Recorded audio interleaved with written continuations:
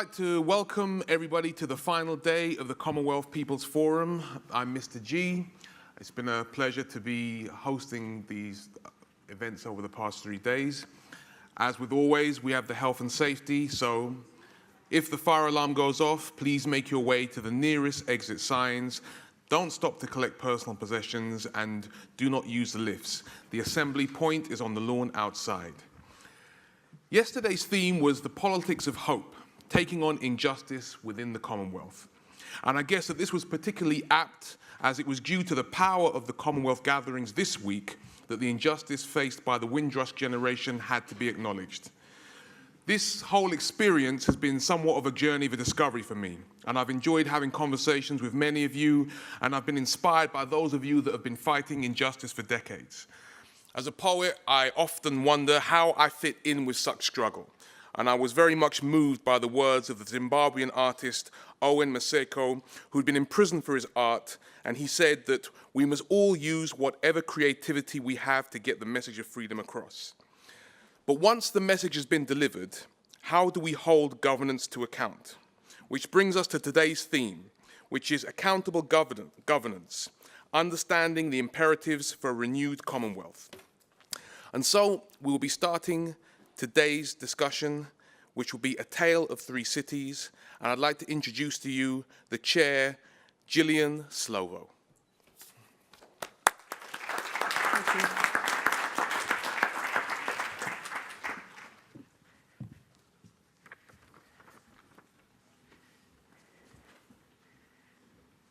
Thank you. Perhaps you should come on so I can introduce you sitting, otherwise we're going to have a parade happening.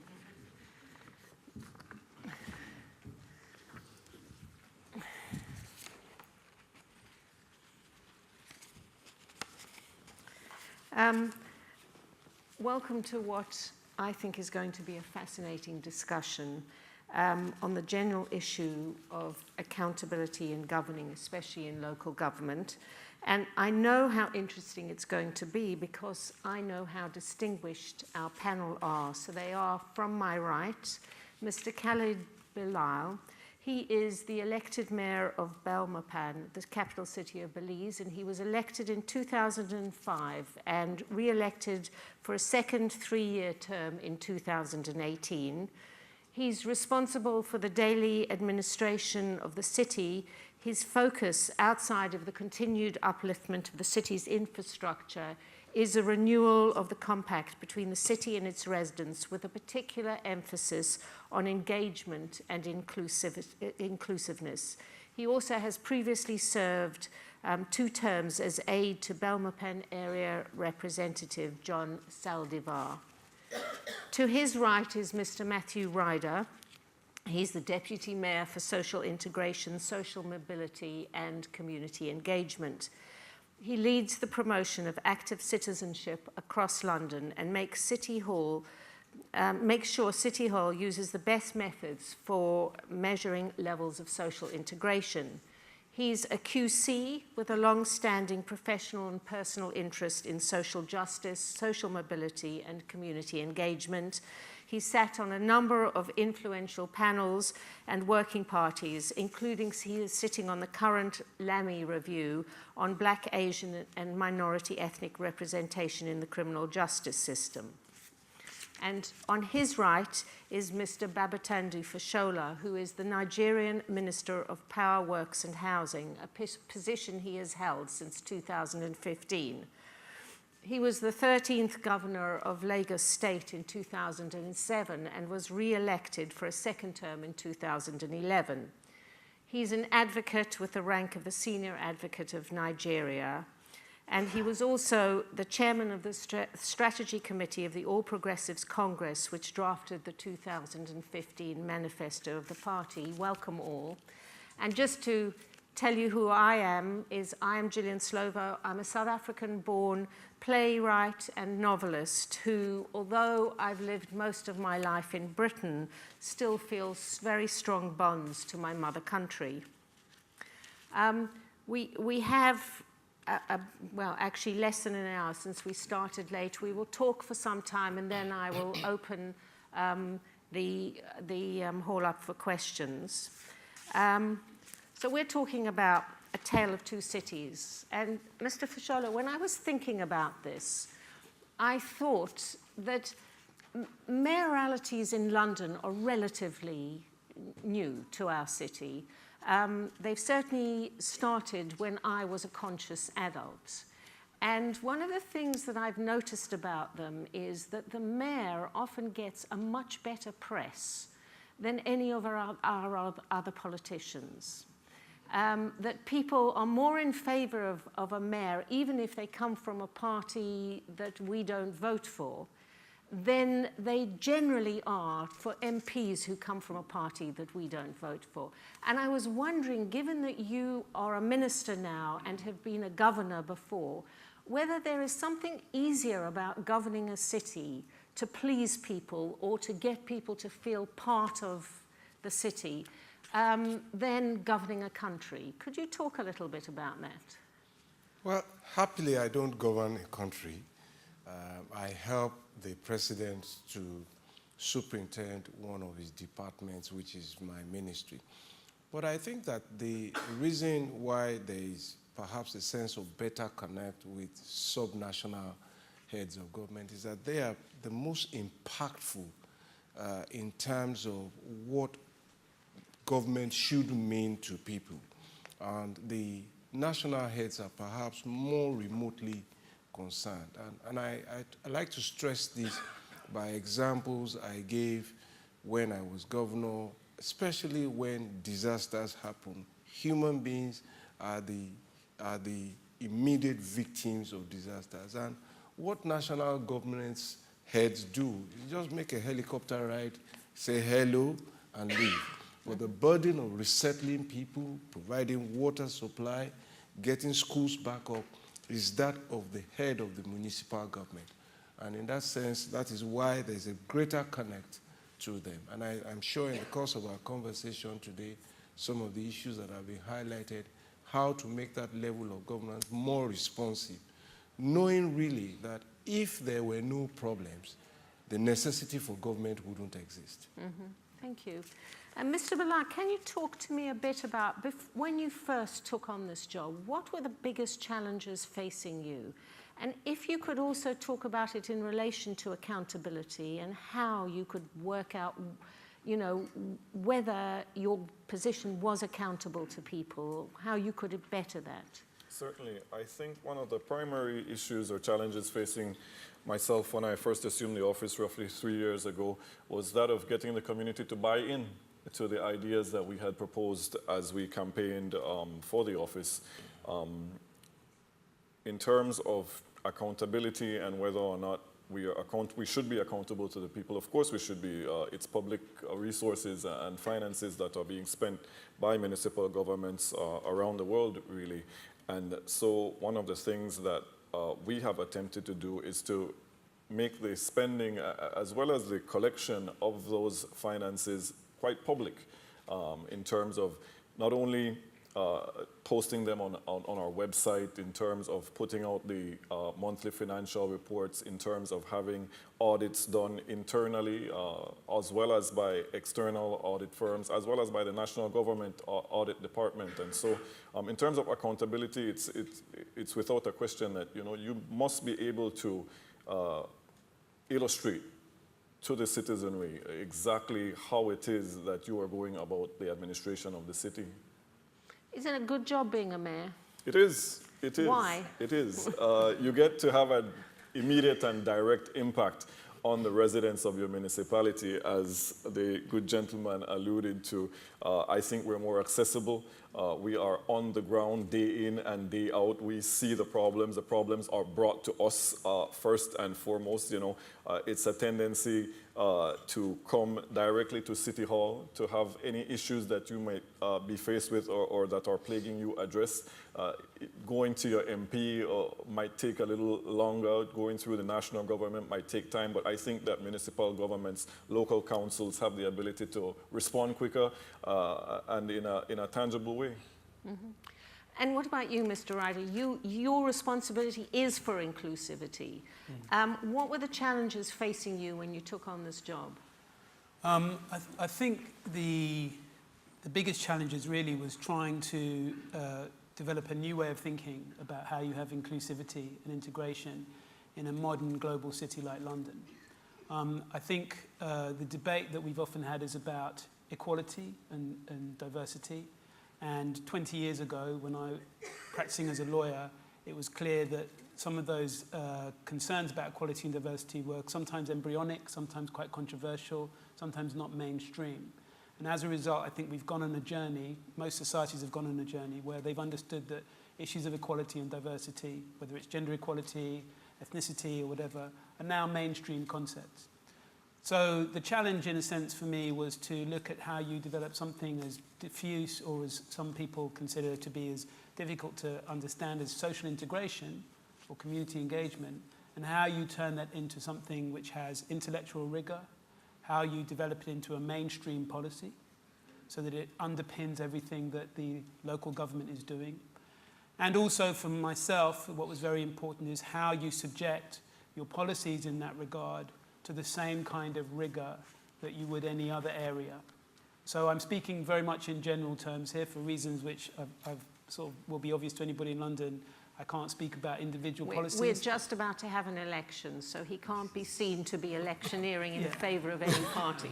So I can speak in general terms, but what I would say is that it is really important to have robust ways of measuring what you do.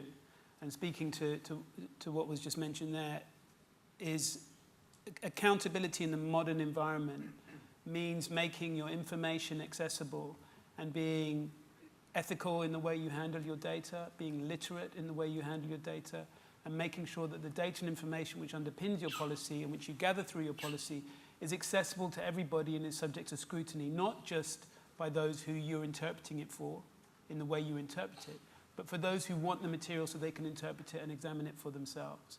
So those were the challenges. Is this something, they both mentioned, the other two speakers, the necessity of accountability being, you have to make the information available. Is this something that you concentrated on as well when you were governor? I'm sorry, Mr. Fashola. Invariably, you had to, because let's understand and go back to the principle really is representative governance. You are elected. And therefore, there must be a feedback, a response, an accounting mechanism. And the underpinning thing about accountability really is trust. So if you don't account, you lose trust. The purpose of representation and the foundations of representation and the chains of representation really are then fractured. And it takes many different forms. Finance and publication of accounts. In my time, I recall that I insisted that we create a website and that every item of procurement that was awarded was published on that website, who got the contract, how much it cost, how long it would take. It was novel at the time, but it has since gained some traction. But beyond matters of finance was also to get people involved in policy formulation, in participating at different levels, bearing in mind that you were conscious of trying to manage the size of government and the cost of government. So there were many platforms for engagement. We had, for example, a security trust fund where people contributed money to help resource the police, and we had a reputable audit firm. We had annual general meetings to say this was what we received, this is what we did with it, this is the result and measure of crime that it has impacted. And then I took it upon myself when the 100-day phenomenon came in my first 100 days of office. What were you going to show? And I recall saying that, well, you couldn't do a lot in terms of fiscal development in 100 days.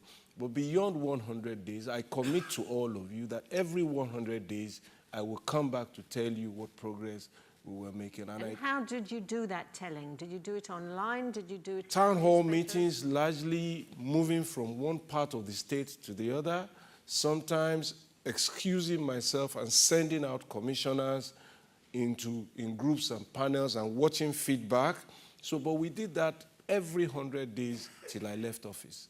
And it was very, very useful. I remember it helped solve a housing problem, and that was very significant. We were having access to land difficulties to implement a housing problem, and I announced there that we were going to relocate the project. And so a traditional ruler from that area said, no, please don't do it. We will go home and come back to you in the evening. And by the following day, we were back on site and project was delivered. And Mr. Belisle, how did you try and inform your electorate? How did you create accountability in post? We're fortunate, and I use the word quite specifically because we're so small as a nation, but also as a city. We're only some 20-something thousand plus residents, that we still have that. You could go and meet every single one of them in your 2 terms. Practically, yes, I can. And we still have that sort of retail politics at that level, whereby, you meet your constituents constituents every day as you go about everyday life. So in terms of trying to make sure that that contact is still there, I want to touch on something the Deputy Mayor addressed, and it's in terms of making sure that you put everything out there, and not only for the consumption of those who share your agenda or are like-minded in terms of their outlook towards policy, but also so that others who might not be on the same political page as yourself or have the same agenda as you can also look at it. And I find that that is where you might get even better ideas in terms of how you spend the public's finances and the projects that you undertake, because an objective eye is very much needed in terms of criticism, in terms of suggestions as to how you can do things better. Being on the inside, you might feel, all right, well, we're going to do it this way. But if you can present and put everything out there so that the public can look at it objectively, you might very well end up, and most likely will end up getting even better ideas as to how you can improve on what you're already doing. I'm wondering, Mr. Ryder, you're deputy mayor of a city that is much bigger than 20,000 people. And also, I'm aware that on the issues that you deal with, or diversity or social engagement, there are people who have very different views. Is that something that you're always aware of talking to, as Mr. Belisle just said, not just people who agree with you, but people who don't? And how do you manage that? You have to talk to everybody, I think. But you can't talk to everybody in a 20+ million city. I mean, it's probably fitting that I'm sitting between these two gentlemen. We're a lot bigger than this capital city. We're a lot smaller in population than Lagos, which is, one of the largest cities in the world in terms of population. I mean, it's so large, it has a personality of its own compared to smaller cities, So I think you have to understand that each city has its own character. London is very much a global hub in many ways, and so in terms of size, we're large, but also in terms of our commerce, we're large. But we're also a place where people from all over the world come to live, to work, to make their lives. And so you have to give your information in a way that is relevant to everybody, accessible to everybody. And if you're saying, how do you speak to those who might disagree with you, the mechanism that's in place in London is we have an assembly, which are 14 members who are from particular areas of London, elected as particular members of London, 11 who are general across London, who therefore have a brief across all of London. And they hold the mayor accountable. Of course, in any administration, the assembly is going to contain people who have very different views from the mayor and are the voice of those that disagree with him. And then I think we have, I think every administration places an important priority on community engagement, which is a more and more important thing and takes place in a number of different ways, whether it's online, whether it's small meetings. I don't think anybody would think anymore it's acceptable to just have some representative people come in and visit you in City Hall. You shake their hands and say, see you next year. I don't think anybody thinks that's acceptable. And so there must be a real effort to go outside City Hall, to engage with communities, to focus in on some communities and make sure that you're not simply going back to the same old people all the time. And I think that's one of the ways in person that you do it. I think you do it online. So we have Do you ever have the problem that you focus on communities and other communities are saying what's so special about them? Every day. every day. And you're nodding as well, so I'll ask you how do you deal with that? Well, I think you have to be fairly sanguine about it. You have to kind of understand that one community will need your attention one day. The community that's saying, why aren't you talking to us today? You will be talking to them tomorrow. You have to reassure them of that. And you have to make sure also that sometimes when I was talking about something like social integration, you have to understand that your message is getting out broadly. So by way of an example, when we talk about social integration, it's sometimes perceived euphemistically as racial integration or ethnic integration, and people think that's just kind of a code for racial integration. It's very important to emphasize when we're talking about social integration, we're talking about older Londoners feeling more integrated into the city. We're talking about younger Londoners feeling they have a place and a future in a city that is difficult sometimes, where income inequality is increasing. You have to make sure that you feel LGBT Londoners feel not just tolerated, but that the city is very much theirs and that they feel empowered and happy to have a home in the city. You have to make sure that it's accessible to disabled Londoners. So, and also, very, very importantly, social class is a big issue. You have to make sure that London is somewhere where it isn't just accessible to those who have education and affluence, but that social class isn't a barrier to your enjoyment of life in London. So you have to make sure constantly, every single time I speak, as here, you have to make sure that you're emphasizing the breadth of your message and the inclusivity of your message. There is one thing, if I could, for one moment, just wanted to mention about, before we lose the topic. I have a particular personal obsession with data and information, partly because of my background as a data and information lawyer, but it's also, I think, important in terms of modern governance. And if we imagine a business model for businesses of 20 years ago or 15 years ago, people would have said at the cutting edge of businesses will be driven by data in the future. Data will be everything. Data will drive every business. It will be the fuel of future business. And I think we're now entering an era where that's moved on from simply being a commercial concern into being a concern as to how everything runs and how public services will run and how governance will run, will be very much built on, has to be built on, the huge amount of data that cities produce in order to be able to understand how their citizens live. And so in order to make sure that we are progressing that agenda, all of us, all politicians, all political people, addressing that agenda properly, we have to start thinking now, how do we use data responsibly, effectively? How do we allow people to feel ownership of the data that's being shared and being gathered from them?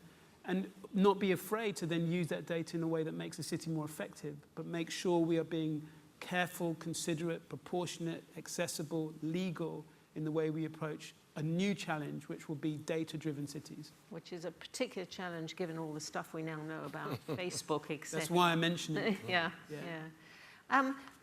Mr. Fashola, there are two questions on the tip of my tongue, so I might ask them both and you choose which one you want to answer first, which is, one of them is about, before your first 100 days, what did you really want to do to change what had come before, and how did you set about doing it? But the other question was more part of the conversation that we were having as well, which was to do with, are the issues of how you talk to different communities and diversity the same in Lagos? I noticed you were nodding about talking to different groups, so I'll come to you as well, but perhaps that's the better one to start with. Was this an issue for you? Because we know that this is a hot topic in Britain about all sorts of different interest groups, and I take Mr. Ryder's point, it's not just about race, it's about age, it's about class, it's about sexual positioning. Is that something that also... I think that the issues are diverse, and what each community and what each member of that community wants differs really. One of the things I did immediately the election results came and I had won was to engage the services of a polling company. And I asked that company to go around the local governments within the state, and there were 57 of them. 20 that existed and 37 that were created during the tenure of my predecessor. And to ask them that now that you have elected a governor, what do you expect of that governor. And when the results came, we identified broadly 6 issues that seemed to Six or 60? Six that seemed to cut across. Right. Employment, power, water supply, infrastructure, particularly roads, drainage problems, and I think schools. And then with that, I asked that each local government set up a small town hall meeting of young people, women, and adult male. So we would go, so we went from local government to local government saying that, look, we've got these poll results saying that these are your issues. Does it represent what you want? And we would get the affirmative oftentimes, 90% really. And then ask them, we can't do everything at the same time. Which do you want first? So from community to community, the choices were different. Some wanted their roads first, some wanted their schools first, some wanted work, and so on and so forth. And that became a basis for us to plan and prepare our very first budget. So does that mean that you then had a program which gave to each different community different things That they chose. Worked on? Yeah, that they chose. And how did you know the communities were representative of their own communities? Was that, you know, how sometimes it is the vocal who speak and the silent who resent?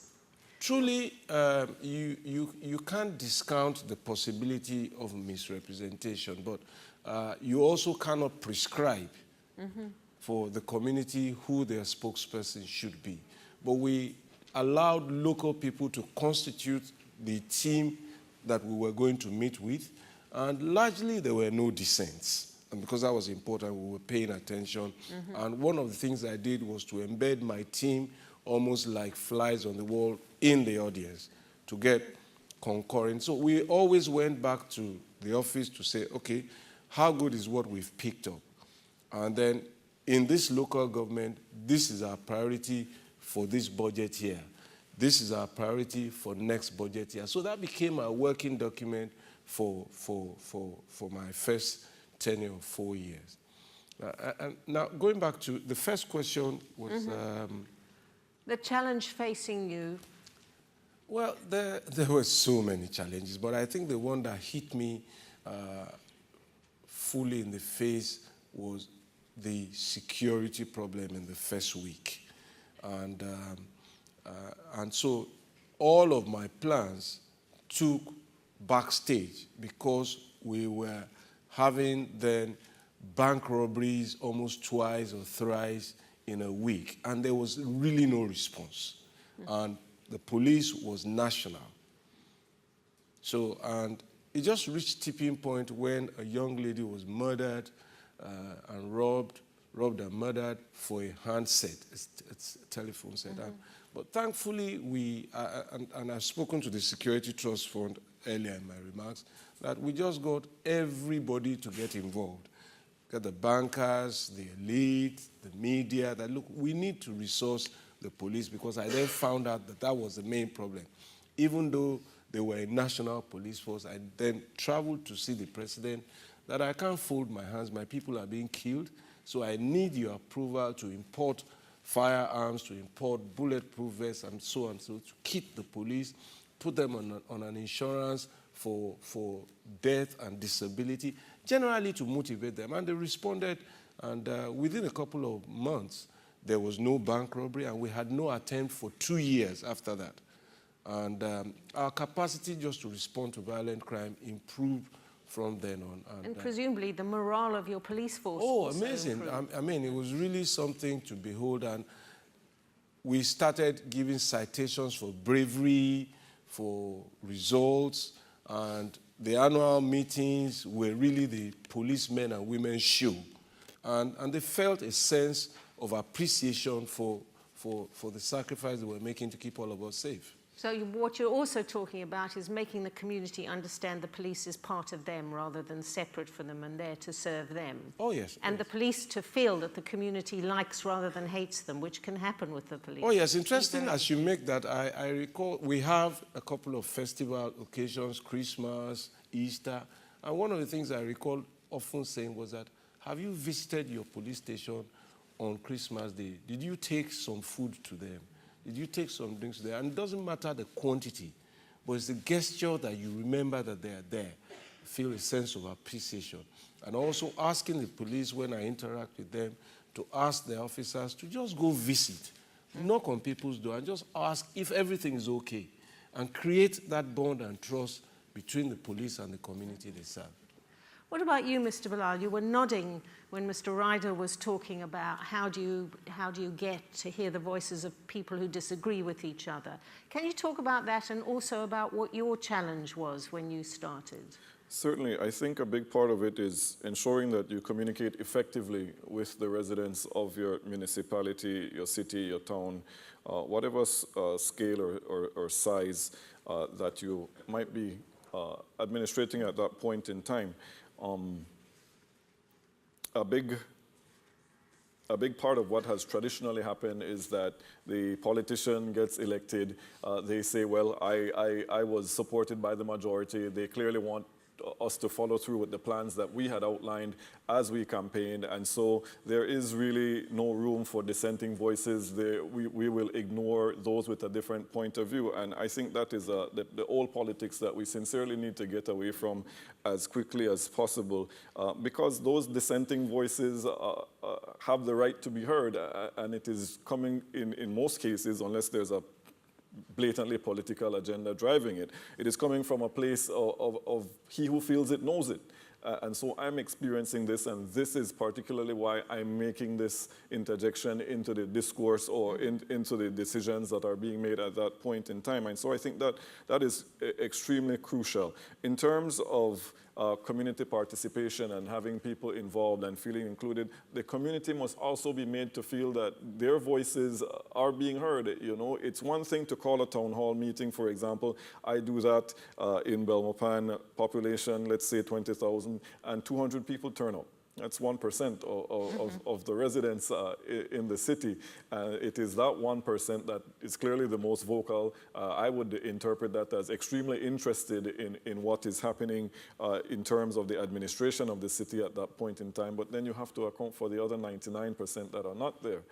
And what does that mean? Is it that they choose to be silent? Is it that you need to find other ways of reaching out to them, as you said, in terms of, you know, social media that is so prevalent these days, other means of communicating with them, other means of having them being able to communicate with you. And so I think that's a big part of it. In terms of challenges, it has always come back to me for community buy-in. We need to know that the community is on board with what we're doing. If they're not, then we need to know why and what we need to do to change, what we need to change in order to better serve the concerns that they have brought forward to us.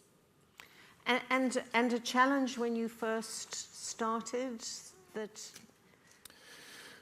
Kind of changing the overall attitude around the city. There was a prevailing sense of complacency, of just going about daily life, accepting the status quo per se, and we wanted to change that. We wanted people to feel involved. We wanted them to take ownership of the city, and it was to that end that we kind of rolled out a few of the plans and programs that we had implemented. We're looking at introducing a core of city commissioners responsible for different sectors like health, education, civil society, etc., that will feed directly into our council based on the feedback that they're getting from their colleagues in their respective areas of expertise. And so that is one of the main things that we're trying to get accomplished at this point in time. And problems or successes with it? Well, the problem is, again, the cross-section that you bring together will never be fully representative of the entire community. And so that has been a bit difficult. Coming to your question in terms of how you deal with interacting with different groups within the city. going beyond race again, but also talking about age groups, gender, LGBT, etc.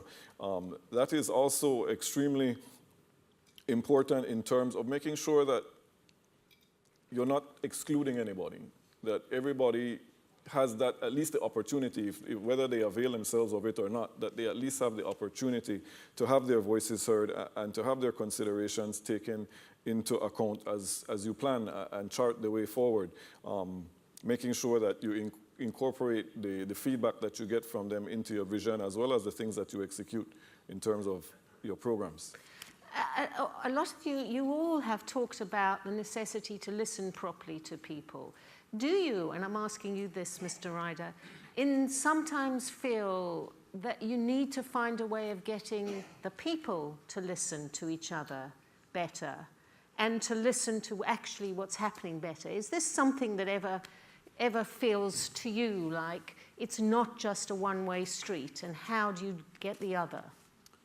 I mean, it's definitely not a one-way street in the sense that I think it's a mistake to think all you do is listen and then do what you think some people who you're talking to want. You listen, but you lead. You know, the people who are in the city expect leadership as well as listening. So you listen and you lead on the basis of that listening. I think in terms of trying to find ways to get people to listen to each other, that's very much part of what we believe social integration is about, which is finding those moments within the life of a city where people come together and start to interact with each other in a more meaningful way. So I think you could in some senses think of this as a softer side, but no less meaningful side of how you... Are you talking about social occasions? Yeah. How you communicate with people and how they communicate with each other. So there's two things I would say on that. The first thing is that I think on the softer side of things, you have to understand, and it goes to the point Mr. Fashola was making earlier about city versus national. A city has an identity, and citizens of a city have a sense of identity.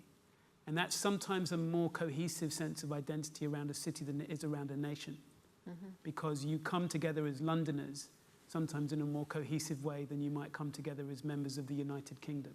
Right?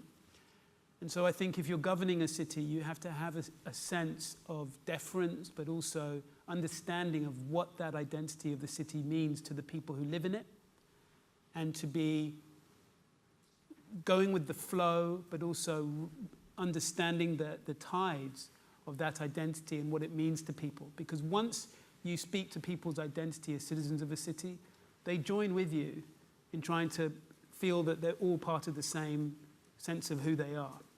And so understanding, speaking to that collective sense of identity of a city, I think is an underestimated but very important part of communicating with the citizens. To use a London stereotypes, you know, if the yoga mother in Hampstead and the young guy on a housing estate in Lewisham, so Hampstead is North London, Lewisham is South London, or the hipster in East London, all feel that they're Londoners. No matter what their different views might be and their different lifestyles might be, they can coalesce around that sense of being proud of their city and feeling connected with each other through London. So the second thing I would say is we try and find those moments where that sort of exchange happens.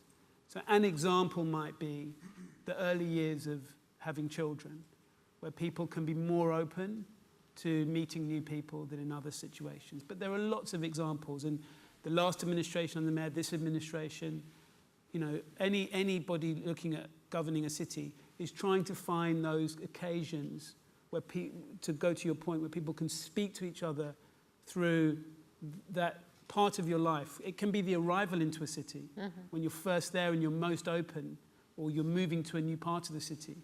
And that's the moment when you start speaking to people who wouldn't ordinarily be the people who you might be interacting with. Thank you.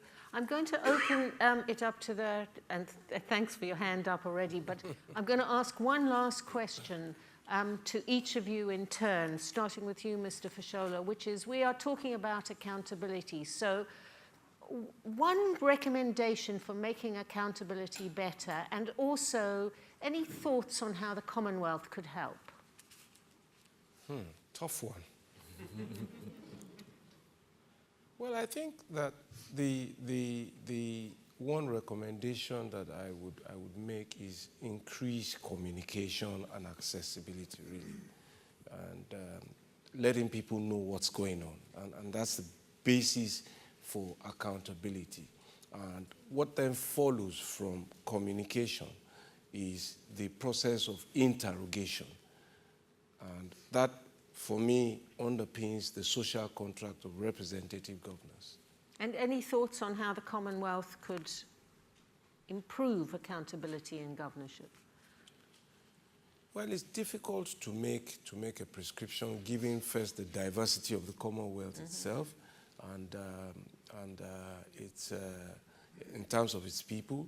But I think that the world has come to a very defining junction in our evolution, such that the fora like this, I think, is a useful starting point to bring the peoples of the Commonwealth even closer than they were. I think sports has been one platform for doing so. I think beyond sports is perhaps the idea, maybe something akin to the EU, and I know that's very vexed now, but like a Commonwealth governance platform, if you like. But that would take some more thinking. Thank you. Mr. Ryder. Remind me of your two questions. They were your one recommendation to make And how the better Commonwealth can accountability and help. how the Commonwealth can help. Okay. So my one recommendation, to go back to the point I was making earlier, is publishing your data. That would be my one recommendation. It's a very powerful thing. In this country, we've had a national legislation which has required companies to publish their gender pay gap. And I think publishing the data around how different aspects of your industries run themselves and encouraging people to do so is an enormously important part of accountability, open democracy, good governance. So be confident about publishing your data would be my aspiration. How can the Commonwealth help? I think what can be really powerful is that there are some issues that the Commonwealth can take and seize on, whether it's something like a gender pay gap or women's rights, or whether it's rights and inequality in a different context. But what the Commonwealth can do with a sensitivity that some supranational outside organisation wouldn't necessarily have, because its constituent members have a voice within the Commonwealth, is to set aspirational standards. I understand Mr. Fashola's point that you can't dictate to sovereign powers what they must do, but what the Commonwealth is, it seems to me, is a forum in which people, or which heads of government share a common interest and a common heritage and a common history, often a common language. And as a result, they understand and are sensitive to each other's sovereignty, but also their aspirations. And so those standards of equality, of how we make open government, can sometimes be canvassed and agreed in that forum in a way that is more difficult if the EU or the US or somebody is saying, you must do this, you must do that. That's where I think the Commonwealth has real power and a real value. And Mr. Belisle? Could you remind me of the questions once more? The questions were one recommendation for better accountability and what the Commonwealth could do to help. One recommendation would be to ensure that there are multiple levels of accountability involved. Self-policing is nice, but I think we need to make sure that there are external audits, for example, being done by independent organizations to ensure that we're not cooking the books and painting a pretty picture. We want to put the data out there in a raw fashion, as raw a fashion as is possible, so that those independent organizations, or even just a regular citizen, so to speak, can have a look at it through his own lens, without having that filter applied by someone whose interest might be to make the picture look better than it actually is. So I'm looking at multiple layers of accountability just to make sure that we're on the up and up. And how can the Commonwealth help in doing that? By sharing best practices. There are those Commonwealth countries far more experienced at governance than those like my own. And so if you could share your experiences, share the best practices, share the things that you have in place, the lessons you've learned from the mistakes you may have made, I think that would go a long way. Thank you all. So I'm now going to open to questions, and there is, maybe we'll take two at a time. So this one, the first one, is there a mic? Here, over here. And that will be the next, this gentleman here will be the second. Thank you. I'm Ken Belisle. I work with Age International. I'm also here representing Common Age. And I have to apologize. I've been requested to frame part of my intervention as a call to action. So I'm going to have a call to action as well as a question. Don't make it too long, please. Not at all. But I'm speaking to the lack of visibility of older people across the Commonwealth and in the work of the Commonwealth, especially in the discussions that are happening in this building and next door. And that actually the obvious point is that there are people of all ages that live, that contribute, and that have needs within the cities of the Commonwealth. We have international agreements like Habitat 3, the Sustainable Development Goals, the World Health Organization's Action Plan on Aging and Health, all make explicit reference to the commitments, the needs of governments to recognize these contributions. So the call to action is that the Commonwealth and all Commonwealth summits from now give formal recognition of the contributions and needs of older people and create dedicated spaces in which intergenerational issues can be discussed.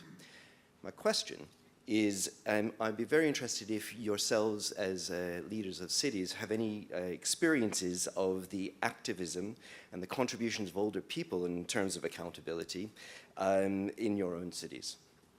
Thank you. And then let's take these two questions at the same time. Thank you. Hi, my name is Costa. I'm here from Accept LGBT Cyprus.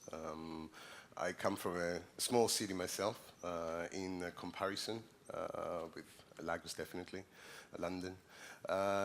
My question is basically primarily to Mr. Fashola. We've heard Mr. Ryder and Mr. Belisle talk about the inclusion of the LGBTI community into the discussion. It's one of those minorities that basically needs to be discussed and being approached. Last year we had 40 individuals in Lagos that were arrested with the crimes against homosexuality.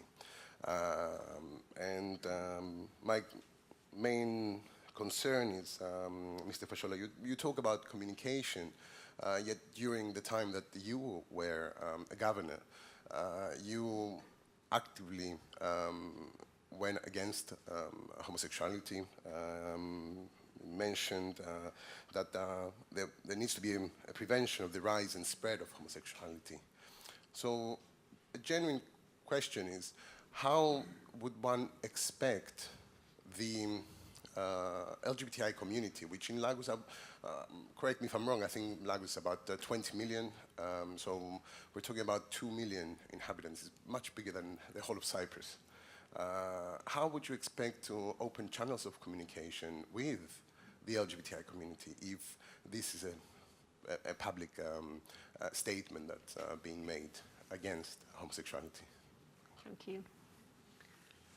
Well, let me say that first, I don't recall where I was quoted to have made a statement against LGBT community. I don't recall ever making such a statement. So wherever your source came from, it must be grossly inaccurate. That said, the 40 incidents that you refer to, I am not aware of. As you might know, I am no longer governor of Lagos. I ceased to be governor of Lagos in 2015. And would you like to talk to the second question about older people? Yeah, I think it's an interesting question because in Africa, there is a general cultural sense of deference to elderly people. And one of the things that I experienced was also the sense of involvement. They are more likely to come and vote, and they are more likely to stay online. And I recall the feedback in my first election after the debates, with a lot of elderly people who stayed on the queue for longer hours than was really expected of them, just to cast their vote. So they were a strong voice, they were a voice of conscience, they were a voice of control about the direction in which the state should be evolving. And they are often represented at my 100-day community reports. Even if they were uninvited, they would come. And they always had a right of preeminent sitting. In fact, they were usually in the front row. What about you, Mr. Belisle? Do you have uninvited old people? Certainly, certainly, but I think his question kind of split along two lines, and there's certainly the element of activism on the part of the elderly community in Belmopan and in Belize on a whole. Two of the organizations that I myself work most closely with are HelpAge, which is responsible for advocating on behalf of the elderly population of the country, as well as the National Council on Aging. And so we try to meet with them at their request, as well as at ours. They form a part of the groups that we try to target in terms of making sure that they are a part of any consultations that we might have on the way. And as the good gentleman said, they're the ones that participate the most in anything that we have. Particularly our town hall meetings, it's probably 95% retired and elderly people, and we recognize that they do have a significant contribution to make. Retirement does not banish you to the dustbin of participation in the administration of your municipality or city, and so certainly their contribution is welcome and recognized. In terms of advocating for accountability, it hasn't been there that much from our elderly community. It tends to come more from the middle-age bracket. Those are the ones who tend to be pushing the envelope. But were it to come from the elderly and aging population, it'd be more than welcome. You know, they have a vast amount of knowledge and experience which they can share, and so we would be more than happy to have some of that shared with us. And what about you? I share the same experience. I think that it's interesting. There are some who are concerned that in some aspects of governance in the world, older politicians need to make way for younger politicians. That's sometimes a concern. And so balancing the importance of having a young voice alongside the importance of making sure older people have a voice too is a constant challenge, but a very, very important one to deal with. I think probably all I would say is that it is really significant to make sure that you are not just consulting with, but we would describe it as co-designing with. So it's not enough simply to say to a community, any community, but the older community are particularly, forceful, rightly so, in their concerns about this. But it's not enough to simply say, we're consulting you on this policy, what do you think? And we do that with strategies. We put out our strategies for consultation.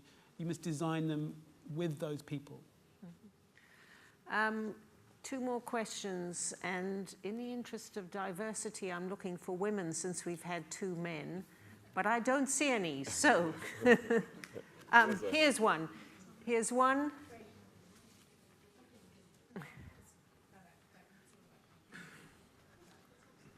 Being very cheeky, I come from Australia, and yes, I'm very outspoken. We find that in our developing countries and in Africa, the number of young people coming through and youth councils and shadow councils for youth are so powerful. We're so proud of what we hear out of the other countries. But some of our countries have got backward demographics and no population growth except for migrants like Australia. Every woman is supposed to have 2 children to have the population formula properly assessed. We don't. we're going backwards. So our formula for good governance and having proper representation of our demographic is very different. So do you have any views on how we can have these aspirational standards from the Commonwealth that are going to be able to look at the diversity and the nuances for our demographics? How's that for a difficult one? It's a difficult one. I'll let it and take over there. There's a man in the middle there.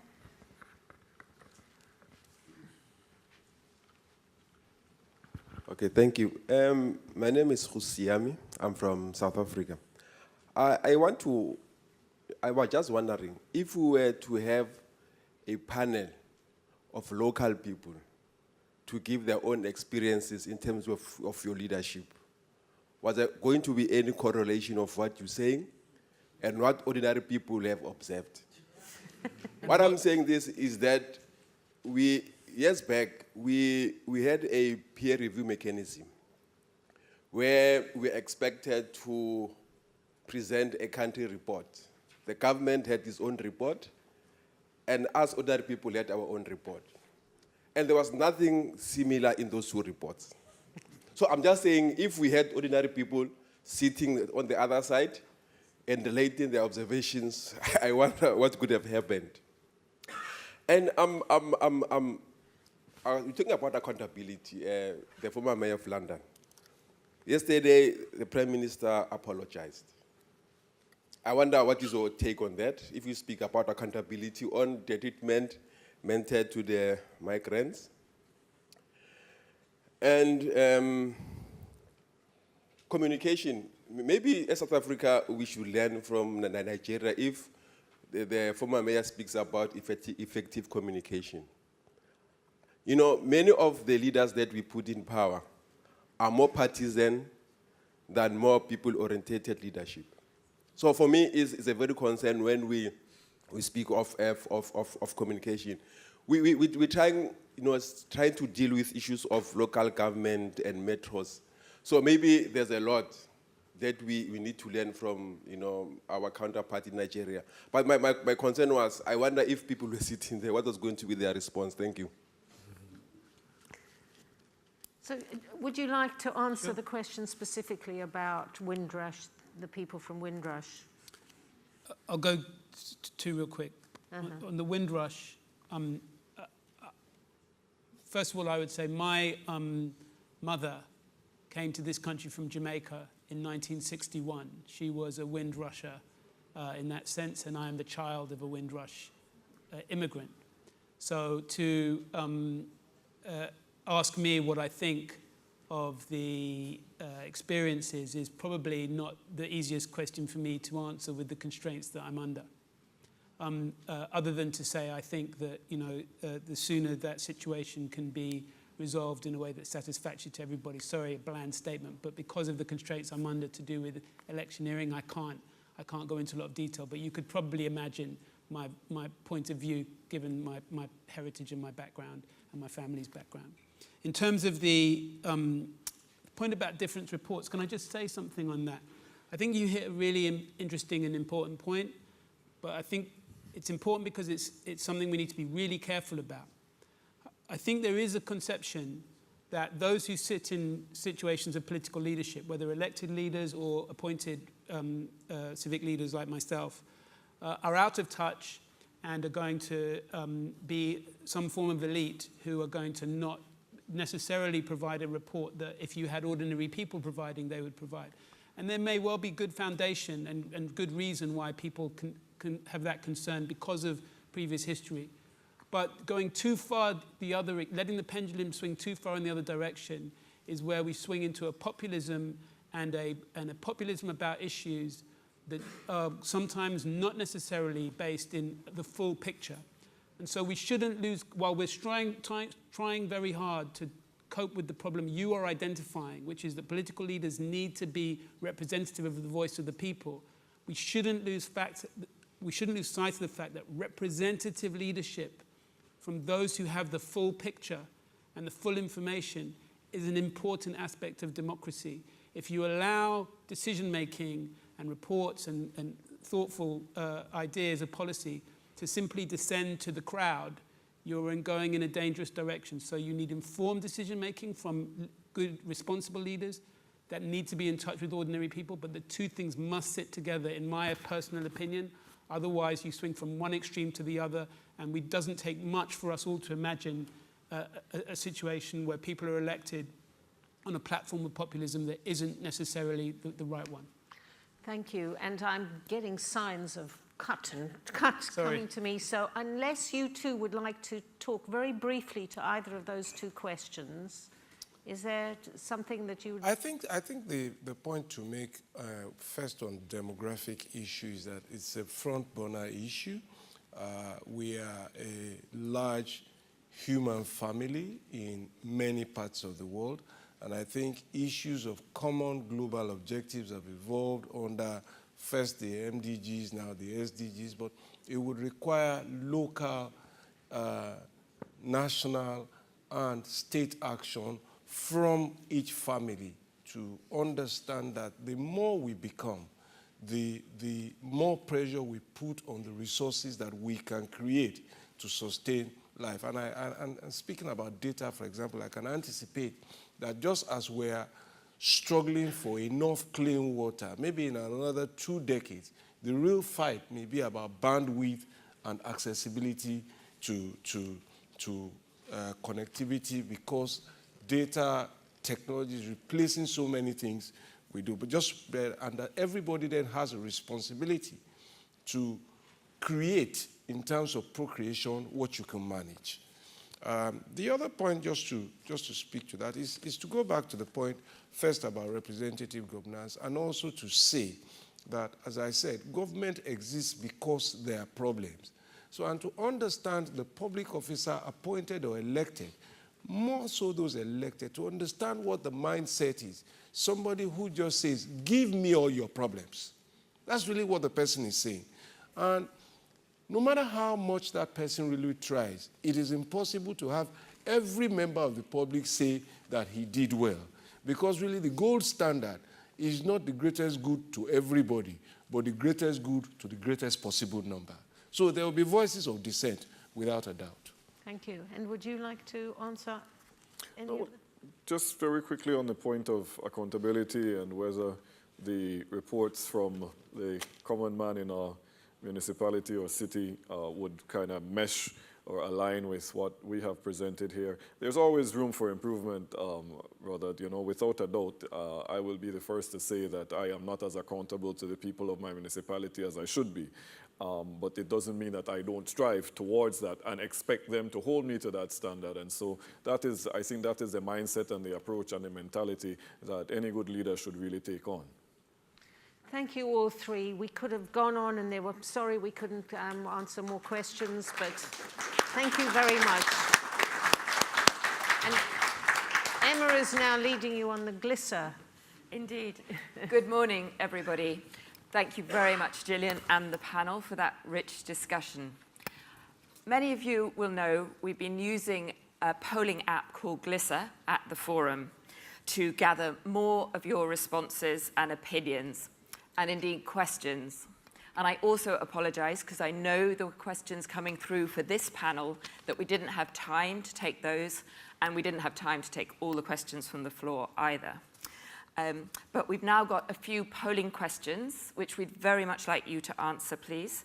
So if you haven't already done so, if you could take out your phones and log on to the address you should see in the top right-hand corner of the screen. It's glsr.it/CW people. Is everybody ready? If you click on select your session, that should bring up Tale of Three Cities. And when you see the Tale of Three Cities, you will see this question. If you could type one word into the white box, what does accountability mean to you? Did we wait a minute? Well, the answers hopefully will start, here we go, coming up. And obviously the bigger the answer, the more people have said that word. So ownership, interesting. Are we getting any more? Any more words? what accountability means to you. There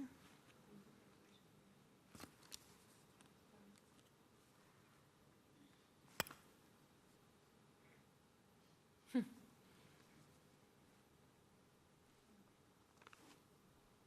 Brilliant.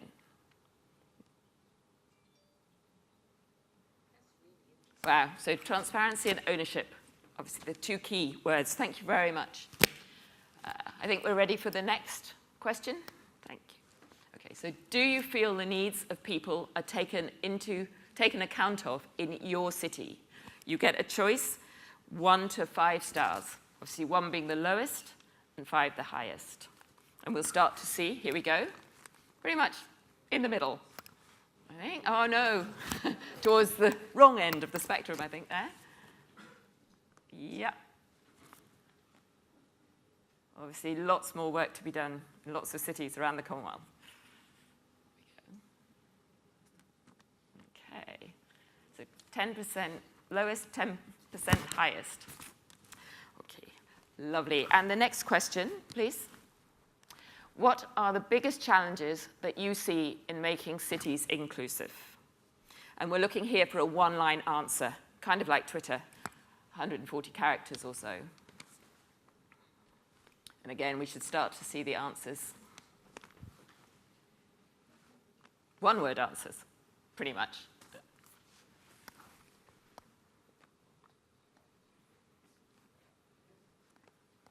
Okay. Brilliant, lots of challenges. Wow. Okay, lack of transparency. Fantastic. Okay, thank you very much for all your opinions there. Brilliant. And now just to say that we break for parallel sessions, which start at 10:45. There's the private sector in governance in the Abbey Room on the 4th floor. Decentralising power, a case for local governance in the Windsor, which is on the 5th floor. And universal health coverage, holding countries to account in the Rutherford, again on the 4th floor. Thank you very much, and thank you again to the panel.